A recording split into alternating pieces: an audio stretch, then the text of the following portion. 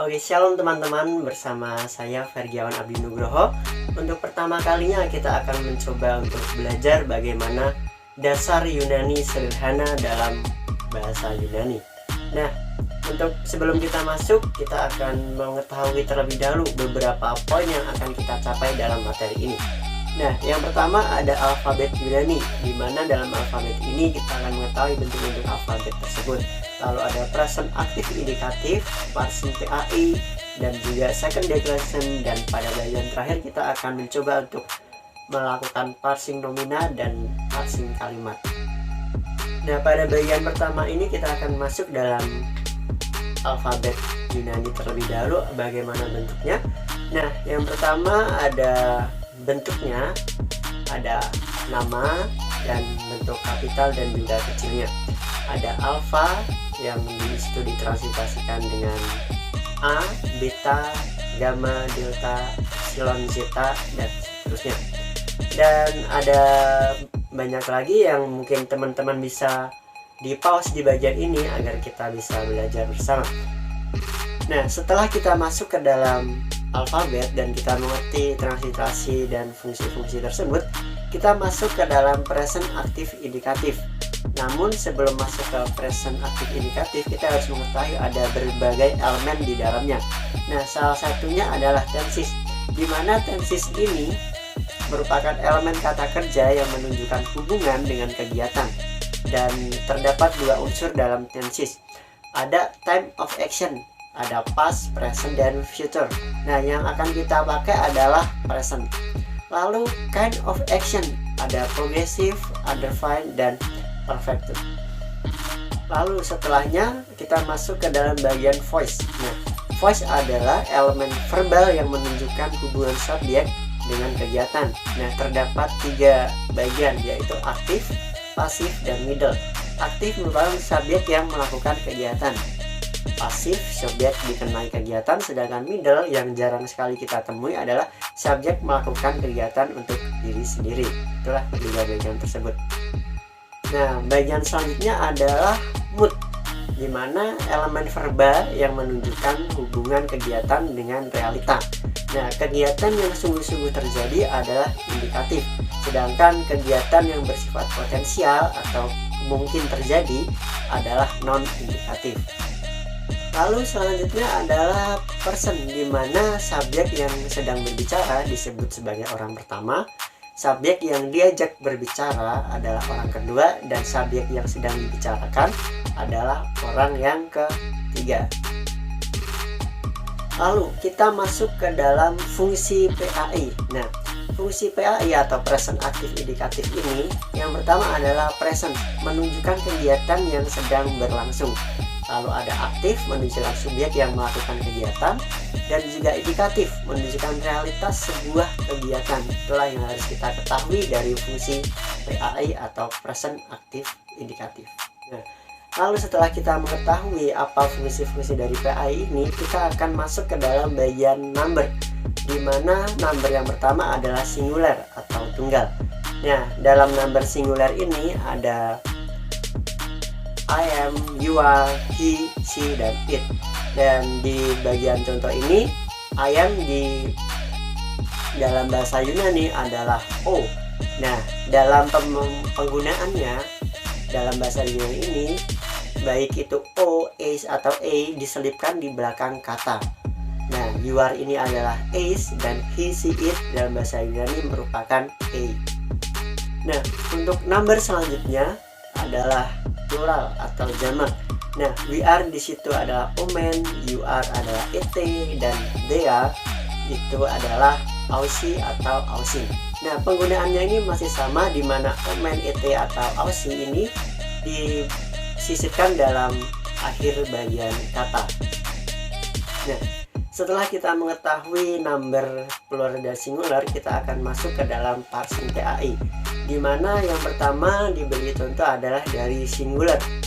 Nah, dalam bagian I am itu terdapat ginusko. Nah, dalam warna alfabet yang merah ini merupakan kata gantinya. Lalu ada ginus case yang diartikan dengan you are knowing. Nah, di bagian ini juga is diletakkan di bagian akhir dari kata. Lalu ada ginoske yang bisa diartikan sebagai he, she, it, knowing. Misalnya he knowing atau she knowing dan it knowing. Dan selanjutnya untuk number plural, di situ ada ginoskomen, ginoskete, dan ginoskosin. Nah, ginoskomen ini bisa diartikan sebagai we are knowing, dan dimana penggunaannya masih sama, dimana omen ini diletakkan di pada akhir kata, dan juga pt dan juga ausi atau ausin. Nah, untuk ausi ini bisa diartikan dengan they are knowing. Lalu kita akan masuk ke dalam parsing kata, dimana kita akan lebih lagi menguraikan setiap kata yang ada. Nah, yang saya jadikan contoh yang pertama adalah ginoskomen tadi yang sudah ada, dimana tensesnya adalah present, voice-nya adalah aktif, mood indikatif, dan person orang yang pertama, dan numbernya tadi adalah plural. Dan kita masukkan ke dalam bentuk parsingnya. Yang pertama adalah PAI, dimana present, aktif, indikatif, dan satu orang pertama.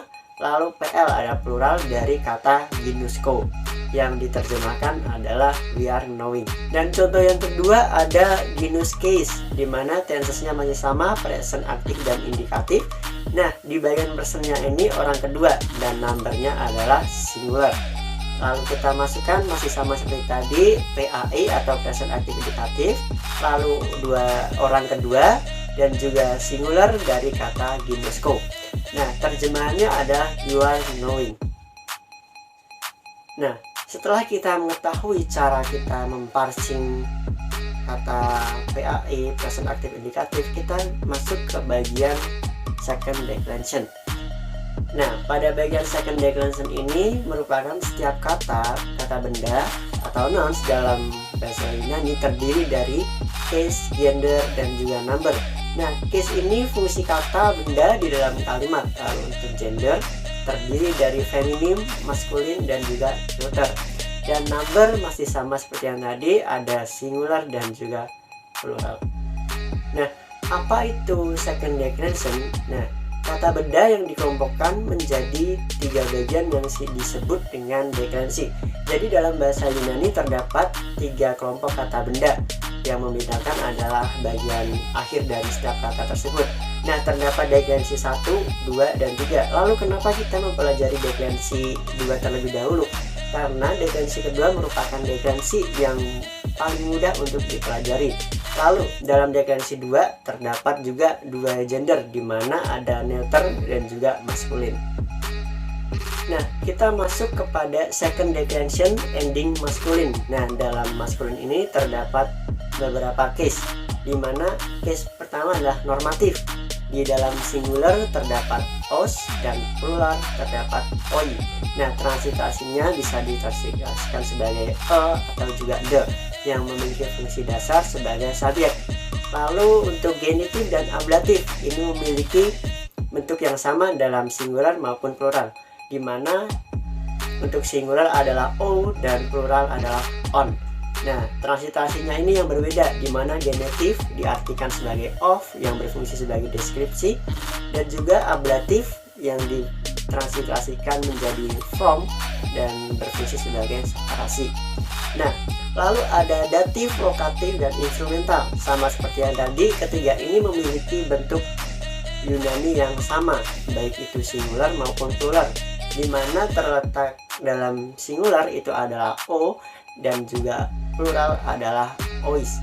Nah, datif ini ditransliterasikan sebagai to atau for, lokatif ditransliterasikan sebagai in, dan instrumental sebagai with atau by, yang memiliki fungsi dasar yang berbeda-beda. Lalu untuk akusatif dan juga vokatif, ada di dalam akusatif itu singularnya adalah on dan pluralnya adalah os, dan ditransliterasikan sebagai atau the yang berfungsi dasar sebagai objek langsung. Dan yang terakhir adalah vokatif, itu ada di bagian singular itu ada e, dan juga di plural ada oi yang transliterasinya adalah O atau memiliki fungsi dasar sebagai seruan. Nah, sebagai contoh dari second declension ending maskulin ini, ada di bawah terdapat contoh adelphon yang dapat diartikan sebagai a brother atau the brother. Nah, di situ dalam bentuk yang berwarna merah adalah kata ganti yang terdapat pada akusatif dan di situ terletak dalam singular. Misalnya kita mau mengganti menjadi adelphos yang bisa berarti di dalam itu adalah case-nya normatif dan dilanjutkan dengan bentuk yang sama atau the, atau mungkin kita ganti menjadi adelphou atau adelphon. Nah, itu masuk ke dalam genitatif ablatif dan dimana bisa kita artikan sebagai of the brother atau from the brother. Nah, itulah contoh dari second declension maskulin. Nah, selanjutnya kita masuk kepada second declension di bagian ending neuter. Nah, dalam bagian case masih sama, ada normatif, genitif sampai vokatif, lalu ada singular dan juga plural. Dalam normatif ada on dan o, dalam genitif ablatif ada o dan on, lalu datif, lokatif dan instrumental ada o dan ois, lalu akusatif ada on dan juga vokatif on dan juga Lalu untuk sebagai contoh masih tetap sama seperti yang sebelumnya, di mana adelphon dalam kasus ini terletak dalam case normatif di mana kita bisa artikan sebagai atau brother. Namun adelphon ini juga kita bisa ubah menjadi adelphou yang masuk ke dalam genitif ablatif yang bisa kita artikan of the brother atau from the brother. Setelah itu kita akan mengetahui apa perbedaan dari maskulin dan neuter yang sudah tadi ditampilkan. Nah, seperti yang sudah ada di layar teman-teman, di situ ada perbedaan antara maskulin dan juga neuter dalam case tersebut. Ada dalam case normatif, di bagian singular maskulin itu ada os, sedangkan di bagian neuter, di bagian singular itu adalah on. Begitupun juga yang plural. Nah, di bagian akusatif, bagian plural untuk maskulin itu ada os, sedangkan akusatif neuter untuk plural itu adalah o. Begitu juga dengan vokatif, di bagian terakhir adalah singular untuk maskulin itu ada e, dan neuter untuk singularnya juga itu adalah on. Nah, itulah terletak perbedaan dari maskulin dan neuter. Lalu bagaimana cara penggunaan untuk kita membedakan yang ada ini? Nah, bagaimana caranya ini kita adalah tergantung pada konteks dan susunan kata yang ada. Maka dari itu dalam bahasa Yunani kita harus mengartikannya tergantung pada konteks yang akan kita translate. Selanjutnya kita masuk kepada bagian artikel. Di dalam bahasa Yunani ini juga memiliki artikel di mana hampir mirip dengan bahasa Inggris, di mana dalam bahasa Inggris terdapat artikel a dan juga the. Nah, dalam bahasa Yunani juga memiliki artikel. Nah, yang menjadi pembeda adalah di sini terdapat case. Nah, case ini masih tetap sama seperti yang tadi, terdapat normatif sampai akusatif. Nah, di situ bagian dari artikel ini ada o, oi, ta, dan itu untuk normatif. Lalu genitif ablatif ada to, ton, dan juga ton. Lalu datif lokatif ada to, tois, dan juga sama tois. Dan juga akusatif ada ton, tois, dan juga ta. Nah, bagaimana cara menggunakan ini adalah masih sama seperti tadi, kita mencari seperti tergantung ke dalam konteks yang ada. Nah, untuk cara mudah dalam dasar Yunani ini, kita mengartikan semua artikel yang ada dalam tabel ini kita artikan dengan kata the. Pada bagian terakhir ini kita masuk kepada parsing nomina dan parsing kalimat, dimana dari contoh yang saya berikan adalah parsing dari kata anthropos, dimana kita tahu bahwa case dalam kata anthropos ini dimana di bagian akhir ada os atau os. Nah, kita ketahui bahwa case-nya ini adalah nominatif, gendernya maskulin, dan juga numbernya adalah singular. Dan kita masukkan ke dalam bentuk parsingnya adalah n dalam artian nouns, dan juga nms singkatan dari nominatif, maskulin, dan juga singular, lalu ditranslitasi dengan kata the man. Nah, parsing yang kedua adalah take no. Take no ini diakhiri dengan kata O. Nah, ketika teman-teman mau mencari adalah cari terlebih dahulu O ini terletak ada di mana. Nah, setelah kita mencari ternyata di O ini terletak pada case genitive, lalu yang gendernya adalah neuter, numbernya singular, dan kita masukkan ke dalam parsingnya adalah N, GNS atau genitive, neuter, dan juga singular yang kita transitasi menjadi of the child. Lalu bagian terakhir adalah parsing kalimat, di mana kalimat yang akan kita parsing ini adalah O anthropos ginoske ton nomon. Nah, O ini bahwa kita sudah ketahui, kita cari di dalam artikel, itu masuk ke dalam artikel nominatif maskulin dan singular atau disingkat sebagai ART strip NMS. Dan juga anthropos yang tadi sudah dijadikan contoh juga. Anthropos ini masuk ke dalam kata nouns dan nominatif maskulin juga singular. Nah, ada parsing PAI juga di sini, yaitu kata ginoske, di mana itu masuk ke dalam verb atau juga strip PAI, lalu kata ganti orang ketiga di bagian singular dari kata ginosko. Lalu ada ton. Ton ini juga masuk ke dalam artikel lagi, di mana kita singkat di situ sebagai ART ACC MS atau artikel akusatif maskulin singular. Lalu ada nomon. Nomon ini juga kita masukkan dari kata benda, yaitu akusatif maskulin dan singular, yang dapat kita terjemahkan menjadi the man